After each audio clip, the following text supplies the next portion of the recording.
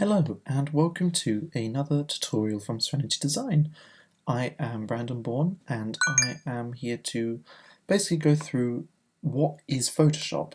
It's something that I thought of for a little while, and when I was searching through comments and searching through things, a lot of people didn't really know what Photoshop is actually used for. So instead of kind of going through a lot of the basics of Photoshop, which I have done before. I'll link the videos down below. I thought I'd just talk about what Photoshop is and what it's used for and what it's designed for. So it'll be a bit of a shorter video, but basically just covering what it is. So I'm going to go over to Photoshop here. I already have a file open, so you're seeing what I use, the template I use for the YouTube thumbnail. So basically what Photoshop is used for is for designers. It's used for as to design lots of things from digital content.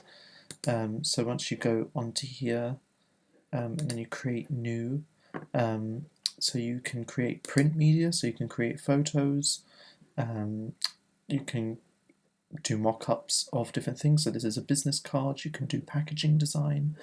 So here you've got cans, here you've got a picture, here you've got books, bags, another book, t-shirts.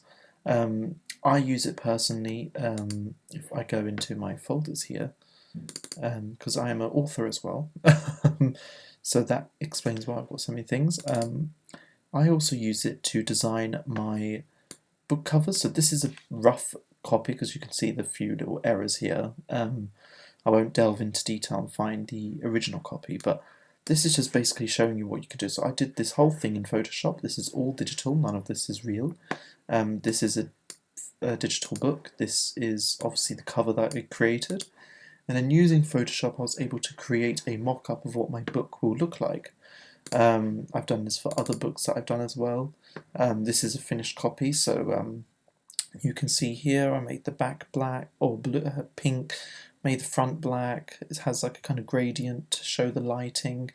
So Photoshop is a really powerful system. So if you are just looking to design a newsletter or something simple that you probably won't use again, I'd suggest something like maybe Word or Microsoft Publisher, or if you're on a Mac, use Pages. Photoshop is very powerful and it's a very complex system. It's quite easy to get the hang of, so once you start using Photoshop it's quite easy to get your hand around how to use it, and that's obviously why I do tutorials.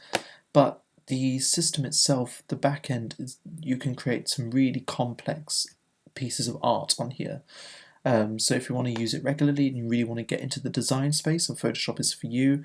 If you're just looking to do a couple of things here and there that's not that strenuous, I would not use Photoshop. It will probably complicate things a lot more than they need to. So like I said, here you've got art, so you can create different pieces of art. You've got brushes, obviously you can paint on here. You can do web mock-ups, so website design. This is a Facebook cover.